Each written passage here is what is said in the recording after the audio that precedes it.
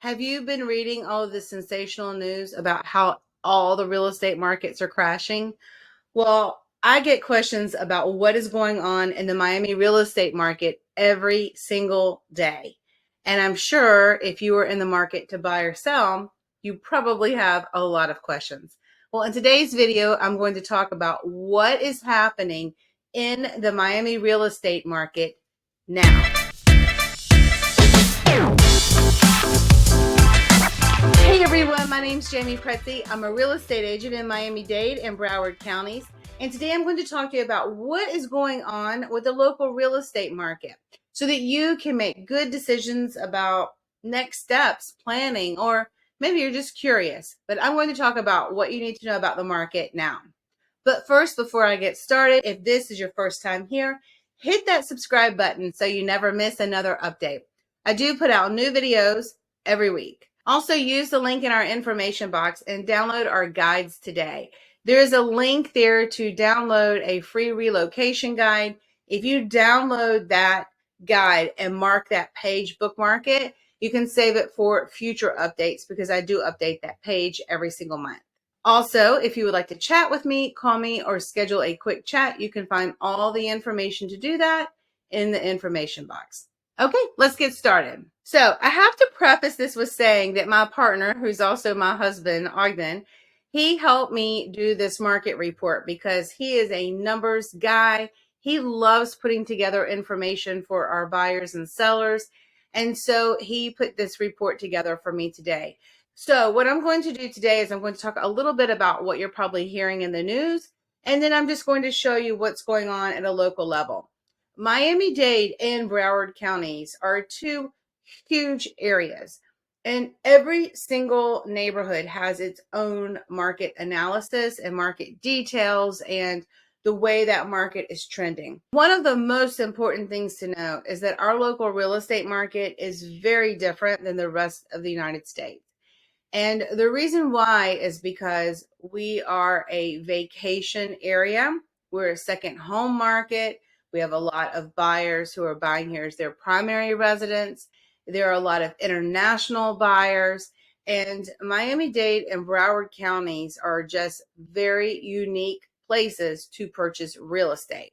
And so we have to start with that factor. And I know this because I work with agents all over the US and are also some international agents as well. And we talk all the time. So I know what's going on in other markets, and that is just not happening here. So I just think it's very important to know that we are a very unique place for buying real estate. And since the pandemic, there has been a massive migration of people and companies from all over the United States and also the world. So yes, we do have more inventory, that is for sure, but it's very good news that we have more inventory. So obviously you can read this. I'm not going to go over all of this, but what I want to point out here is this is a very good market report that we are able to provide you every single month. And it is a report that summarizes the real estate market on South Florida's East Coast. Our brokerage, One Sotheby's International Realty, has brokerages all up and down South Florida's East Coast. And so if you would like that, all you need to do is let me know and I will send it to you. But what's really important is, you saw earlier that the inventory jumped 31% for a year nationally. Well, in July, the total listings increased by nearly 14% in the counties along Florida's East Coast. Here's what you need to know and what we are starting to see at a very hyper-local level. Some of my buyers who called it quits last year are slowly starting to trickle back into the market because they're starting to see more inventory come in. As we move forward and in order to stay competitive, most likely sellers will have to stop requesting that buyers waive inspections and appraisal contingencies.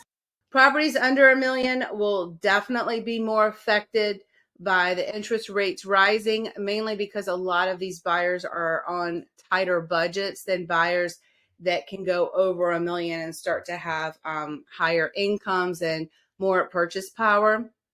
And so as a result, I definitely think we'll see more inventory on the market and more competitive pricing for properties that are $1 million and less.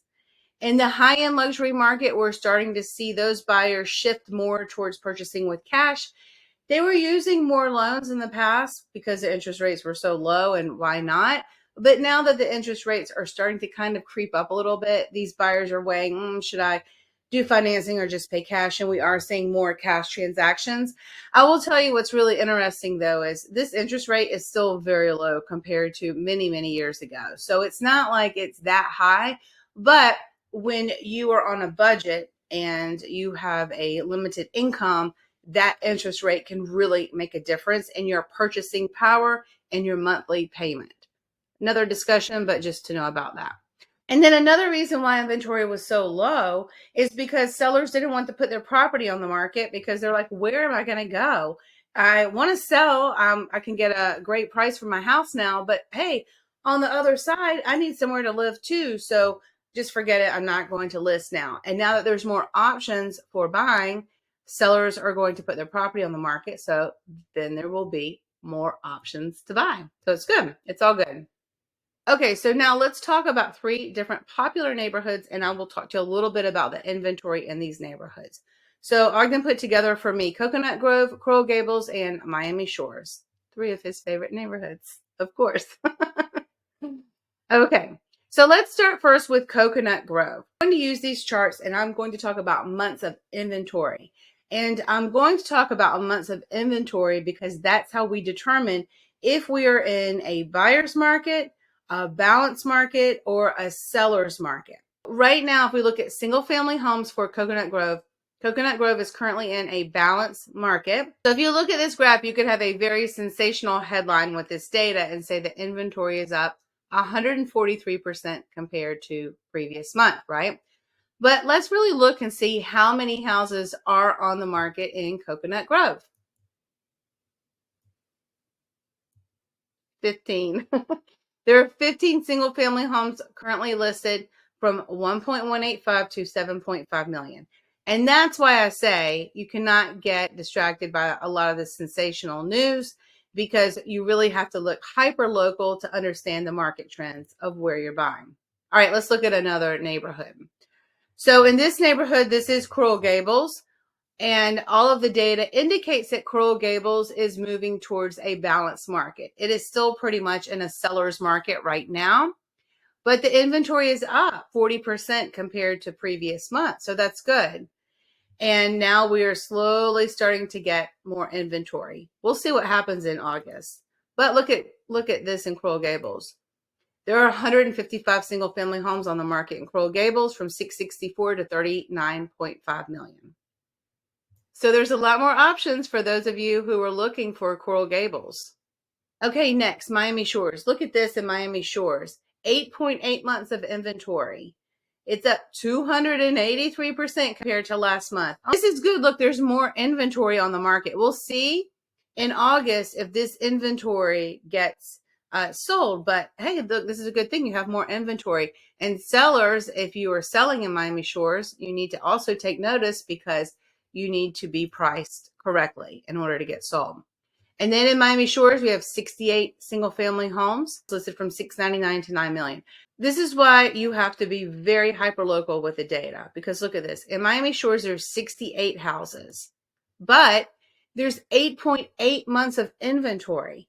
So if you are buying or selling in Miami Shores, you need to know this so that you know how much you can compete, how to make an offer if you're a seller, how to properly price.